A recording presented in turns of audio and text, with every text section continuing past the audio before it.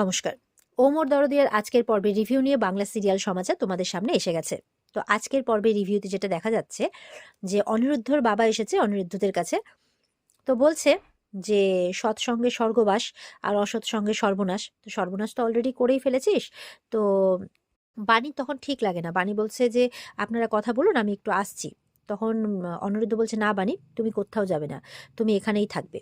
তখন অনিরুদ্ধর বাবা বলছে দেখ, হাজার হোক আমি তো বাবা, আমি বাবার কর্তব্যই পালন করতে এসেছি আর একজন স্বামীর কর্তব্যও পালন করতে এসেছি। তো তখন বিপকেসটা খোলে, বিপকেস ভর্তি টাকা 10 লাখ টাকা নিয়ে এসছে।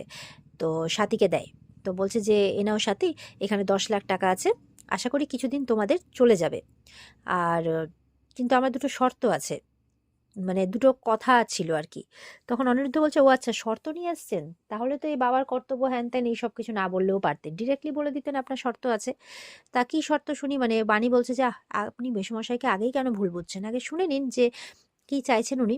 তো বলছে যে আমি কিন্তু সবটাই আগের মতো করে দিতে পারি অনিরুদ্ধ, আবার তোর অফিসের পজিশন তোকে ফিরিয়ে দিতে পারি, তোরা সবাই বাড়ি ফিরে চল, একসাথে থাকবো, সব কিছু ঠিক আগের মতো করে দিতে পারি, কিন্তু বাণীকে ছেড়ে দিতে হবে। তাই বলছে, এটা প্রথম শর্ত। শুনে তো সবাই অবাক অবশ্যই হবে। আর দ্বিতীয় শর্ত হচ্ছে যে ওর বাবার তো অনেক ফেস লস হচ্ছে, আর ওই বাড়িতে ওর দাদুর সামনেও অনেক কথা শোনানো হয়েছে, ওর বাবাকে অনিরুদ্ধ অনেক কথা শুনিয়েছে, অপমান করেছে। তাই বলছে সবার সামনে অনিরুদ্ধকে ক্ষমা চাইতে হবে তার বাবার কাছে। এটা হচ্ছে শর্ত। অনিরুদ্ধর তো রাগ হয়। অনিরুদ্ধ তখন টাকা ভর্তি ব্রিফকেসটা বন্ধ করে আর বলছে যে আপনার এই মহানুভবতার জন্য অনেক ধন্যবাদ আপনাকে। তো মিস্টার তাপস মুখার্জি, আপনি এখন আসতে পারেন। হুম, প্লিজ নিজের টাকাটা নিন আর এখান থেকে আসুন, তাই বলছে। তো ওর বউ বলছে যে তাপস, এত কিছু হওয়ার পরেও না, তুমি যখন বললে যে সবকিছু ঠিক করতে চাও, আমি ভাবলাম মনে হয় তুমি ভুল বুঝতে পেরেছো নিজের, তো একটু হলেও কিন্তু আমি তোমাকে বিশ্বাস করেছিলাম, বিশ্বাস করো এত কিছুর পরেও। কিন্তু দেখছি না, তুমি তো তোমার রূপ কিছুতেই বদলাতে পারবে না। তো এসো, তুমি আসতে পারো। এই বলে বের করে দেয় তাপসকে। তাপসও চলে যায় চুপচাপ টাকার ব্যাগ হাতে নিয়ে। এবার তো অনিরুদ্ধর মা কাঁদতে শুরু করে, বলছে আমি ভাবতে পারছি না যে এই মানুষটাকে আমি ভালোবেসেছি, আমার ঘেন্না হচ্ছে নিজের উপরে, এইভাবে বলছে। তখন অনিরুদ্ধ আর বাণী দুজনেই বোঝাচ্ছে। তখন বিদ্যুতের মা আসে ভেতর থেকে, আর বাচ্চাটাও আসে। তো বলছে বেয়ান, আপনি কাঁদছেন কেন? আর তানিয়া বলছে মিষ্টিমা, তুমি কাঁদছো কেন? বলে না না, আমি কই কাঁদছি, এই যে চোখের জলটা মুছে নেয়, বলছে আমি কাঁদছি না তো, আমি হাসছি, দেখো আমি হাসছি। আর বাণী তখন বলছে যে মাসিমণি, তোমার মুখের এই হাসি আমি অবশ্যই একদিন ফিরিয়ে আনবো, দেখো। ওদিকে দেখা যাচ্ছে খাওয়ার টেবিলে ঈশানীদের বাড়িতে সবাই খাচ্ছে, ঈশানী কিন্তু খাওয়ার প্লেট থেকে একটা দানাও খাচ্ছে না, চুপচাপ বসে আছে। মিনাকে বোঝাচ্ছে যে দেখো, এত ডিপ্রেসড হয়ে থাকলে হবে, আমি তো বললাম যে আমি খোঁজ করবো ওদের, আমি ওদের খুঁজে আনবো। তো মৌলি বলছে হ্যাঁ মা, তুমি এরকম না খেয়ে থেকো না, শরীর খারাপ হবে তো, বাবা তো বললো এনে দেবে। তো বলছে যে সাথীদের কোনো খবর পেলাম না, ওরা কেমন আছে, কি করছে, কিভাবে আছে, কিচ্ছু জানতে পারছি না। ওদিকে বাচ্চা মেয়েটা, ও কিছু খেলো কি না, নিশ্চয়ই ও সকাল থেকে কিচ্ছু খায়নি। না, আমি যতক্ষণ না ওদের কোনো খোঁজ পাচ্ছি আমি খেতে পারবো না। এই বলে খাওয়ার থালাকে একটু ঠেলে দিয়ে উঠে পড়ে ঈশানী, চলে যায়। পিনাকি তখন বোঝানোর জন্য পেছন পেছন যায়। এদিকে তো মৌলিক ঠাম্মি বলছে যে তোমার মা তো ভালোই বিড়ি হয়ে ভেঙে পড়েছে, তা রাহু তো চলে গেছে, কিন্তু গ্রহণ তো এখনো ছোটেনি দেখছি। তো কিছু একটা করো, তোমার ওই পোষা জোকার দুটোর কি হলো? ওই তাপবিদ্যুৎ না জলবিদ্যুৎ কি বলছো, ওদের কাছে খোঁজ নাও যে অনিরুদ্ধ আর বাণীর খবরটা কি। বলে ভালো মনে করিয়েছো তো, দাঁড়াও। এই বলে ফোন করছে। আর বিদ্যুৎ আর ওর বউ সেই সময় একজন সোফাতে ঘুমোচ্ছে, একজন মাটিতে টেবিলে মাথা রেখে ঘুমোচ্ছে, এরকম ব্যাপার। আর ফোনটা বেজেই যাচ্ছে। বিদ্যুৎ বলছে ধুর, অন্য আননোন নাম্বার থেকে খালি ফোনে আসছে, ওর বউকে বলছে ধরতে। ওর বউ বলছে এই তুমি ধরো, নালে বন্ধ করো, নালে ফোনটাকে ছুঁড়ে ফেলে দেবো, সমানে বেজে যাচ্ছে। এরপরে আবার বাজছে। তো ওর বউ এমন বিরক্ত হয়, ফোনটা ফেলতে যাবে কি, তখন বিদ্যুৎ বলছে আর দাঁড়া দাঁড়া, আমি ধরছি ধরছি। তো এইবার বিদ্যুৎ ফোনটা ধরেছে, আর ফোনটা ধরবে যাই, কে রে? হ্যাঁ, এতবার করে ডিস্টার্ব করে যাচ্ছিস, কানের নিচে এমন বাজাবো না, একদম টেরখানা পেয়ে যাবে যদি আরেকবার ডিস্টার্ব করিস। তখন তো মৌলি শুনে এমন রেগেছে, বলছে শাট আপ, একদম চিৎকার করে উঠেছে। তখন বলছে ও মৌলি দিদিমণি, ও না না, বুঝতে পারিনি আসলে, আননোন নাম্বার থেকে অনেকবার করে ফোন আসছে তো। তখন বলছে যে মৌলি জিজ্ঞাসা করছে ওদিকে বাণী আর ইয়ের খবর কি। আর ওর ঠাম্মি শিখিয়ে দিচ্ছে, বলো ওরা কি কাছাকাছি এলো না, ঝগড়া টগড়া হয়েছে, মানে বাইরে থেকে কিছু শুনতে পাচ্ছে। তো মৌলি ওর ঠাম্মির কথা অনুযায়ী প্রশ্ন করছে। তো বিদ্যুৎ বলছে এখন তো সেটা বলতে পারবো না, তবে ঠিক আছে, খোঁজ নিয়ে জানাচ্ছি। এই বলে ফোনটা রেখে দেয়। ওদিকে বানি স্টোভ ধরাতে গিয়ে ওর গ্যাসটাতে ও কাশি উঠে গেছে। তো অনিরুদ্ধ বলছে এই ঠিক আছে, তুমি জল খাবে? বলে না না, আমি ঠিক আছি, চিন্তা করবেন না, আমি গ্রামের বাড়িতে স্টোভেই রান্না করতাম, আমার অভ্যেস আছে এসবের। তখন অনিরুদ্ধ বলছে আমার কাছে টাকাও নেই যে আমি একটা গ্যাস ওভেন আর মানে সিলিন্ডার নিয়ে আসবো। তো বলছে যে টাকা আছে, টাকা কিছু আছে, 30,000, না না 35,000, না না, আবার হিসেব করে দেখছে, বলছে 36,500। বলে কি? অনিরুদ্ধ তো অবাক। তখন বলছে দাঁড়ান আমি আসছি। এই বলে ও ভেতর থেকে ওই যে অনিরুদ্ধকে একটা কৌটো দিয়েছিল টাকা রাখার, সেইটা নিয়ে এসছে। বলছে আপনি আমাকে এতে 80,000 জমাতে বলেছিলেন না, বলেছিলেন যে প্রত্যেক মাসে কিছু কিছু করে এখানে জমাতে।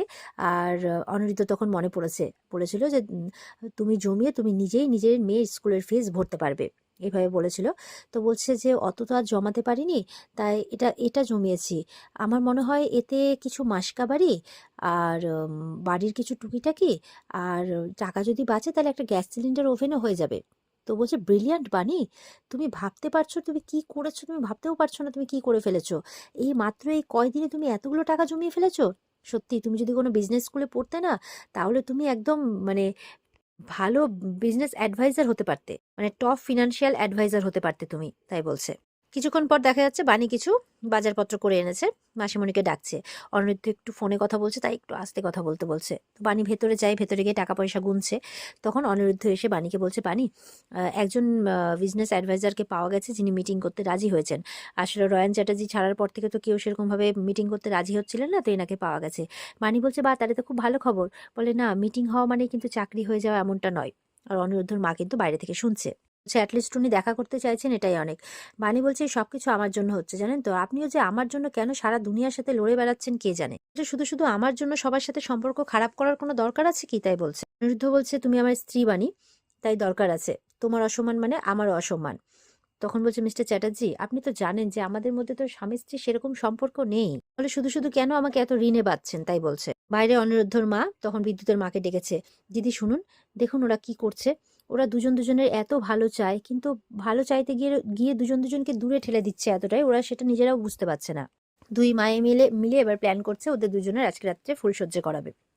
আর ওদিকে গজরা লেলো করছে বিদ্যুৎ, আর বিদ্যুতের বউ একদম বাইরে ফুল বিক্রির নাম করে একদম বেরিয়ে পড়েছে।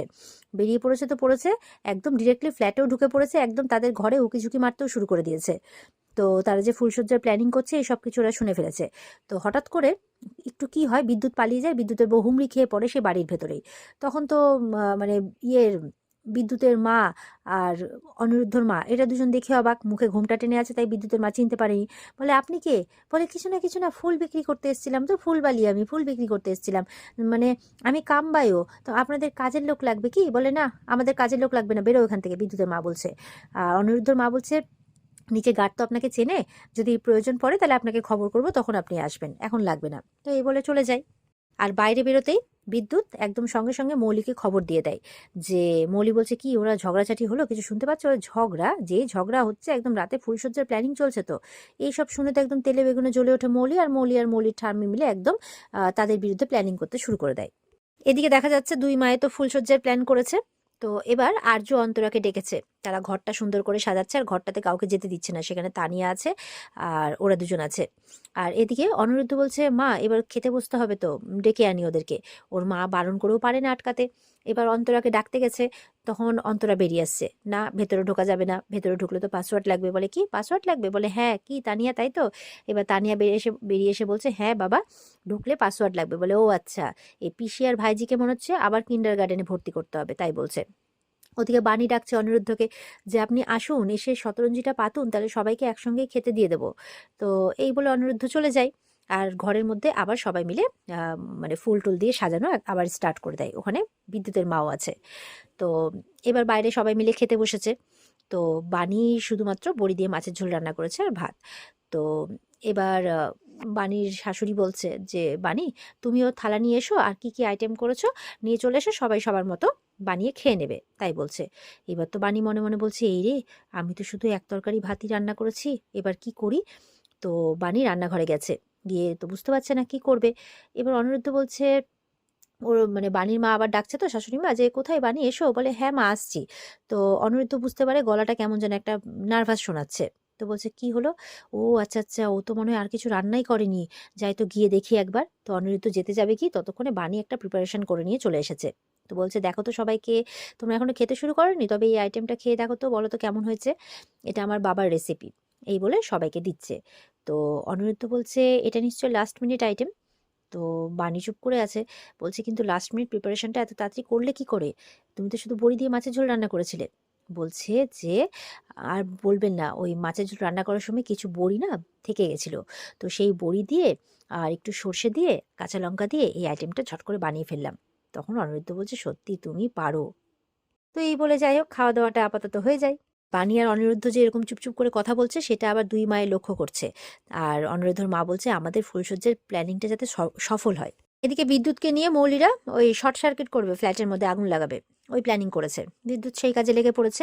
আবার বলছে যাতে অনিরুদ্ধর কোনো কিছু না হয়। আর ওদিকে বানি বলছে, সবাইকে বলছি চলো ঘুমোতে চলো, ঘুমোতে চলো। কেউ ঘুমোতে যেতে চাইছো না।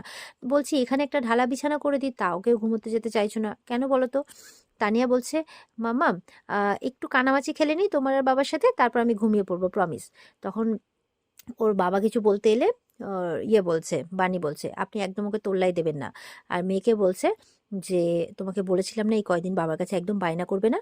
আর ওর বাবা বলছে, কিন্তু বাবা তো মেয়ের সাথে মানে খেলতে চাই সব সময়। তো বলে, থ্যাংক ইউ বাবা। এই বলে এবার কানামাছি খেলবে মা বাবার সাথে। ওই কানামাছি খেলার চক্করে দুজনেরই চোখ বাঁধবে আর ঘরের মধ্যে ঢুকিয়ে দেবে। এটা একটা প্ল্যানিং আর কি তাদের। আর ওদিকে বিদ্যুৎ একদম তার ফার নিয়ে ওর কারসাজি করতে শুরু করে দিয়েছে। এবার ওদের প্রিন্সেস ওদের সাথে কানামাছি খেলতে খেলতে ঠিক দুটোকে ঘরের মধ্যে ঢুকিয়ে দিয়েছে। আর বাইরে থেকে অনিরুদ্ধর মা বলছে, নতুন বাড়িতে নতুনভাবে শুরু হোক তোমাদের নতুন সংসার। এই বলে বিদ্যুতের মা দরজাটা লাগিয়ে দেয়। এবার তো বানি অনিরুদ্ধ দুজনের সাথে ধাক্কা লাগে, চোখ খুলেই দেখে একই কাণ্ড। সারা ঘর ফুল দিয়ে সাজানো। এদিকে দরজাটা খুলতে গেলে বিদ্যুতের মা বলছে, আজকে তোমরা দুজনের সাথে ভালো করে সময় কাটাও। আজকে তোমাদের ফুলশয্যা। আর এই কথাটা শুনে তো বানি চিন্তায় পড়ে যায়। অনিরুদ্ধ বলছে, না না, আপনি মাইন্ড করবেন না, আপনি কিছু মনে করবেন না, এসব নিয়ে উত্তেজিত হবেন না। মায়েরা তো আসলে চায় যে আমরা যাতে ভালো থাকি। বানি বলছে, এসব কি করে হয়? আপনি জানতেন এই ব্যাপারগুলো? দেখুন, আপনি কিন্তু কোনোদিনই আমার সাথে ভালো থাকতে পারবেন না। আমার সুখের কপাল নয়। আমার কপালের সাথে নিজের কপাল জড়িয়ে দেবেন না প্লিজ। না হলে আপনার সবকিছু শেষ হয়ে যাবে, তাই বলছে। এই সবকিছু আমার জন্য হচ্ছে। আপনি দূরে থাকুন আমার থেকে, না হলে আপনি সবকিছু হারাবেন। অনিরুদ্ধ বলছে, শান্ত হও বানি। এটা যেমন সত্যি যে আমাদের সম্পর্কটা আর ৫টা স্বামী-স্ত্রীর মতো নয়, কিন্তু তার সাথে, সাথে এটাও সত্যি যে আমি তোমাকে আর প্রিন্সেসকে ভালো রাখতে চাই। অনিরুদ্ধ বলছে, আমি আগেও বলেছি, এখনো বলছি। কথা দিলাম। এই বলে বানি অনিরুদ্ধর দিকে তাকিয়ে আছে, অনিরুদ্ধ বানির দিকে তাকিয়ে আছে। আর এখানে আজকের পর্ব শেষ হয়ে যায়। তো এই ছিল আজকের পর্বের রিভিউ। ভালো লেগে থাকলে পর্বকে লাইক, কমেন্ট করে জানাতে ভুলবে না আর আমাদের সাথে জুড়তে চ্যানেলকে সাবস্ক্রাইব করতে ভুলবে না। দেখা হচ্ছে তোমাদের সাথে আগামীকালকে। সবাই খুব ভালো থাকবে। আজকের মতো পর্ব এই পর্যন্তই। টাটা।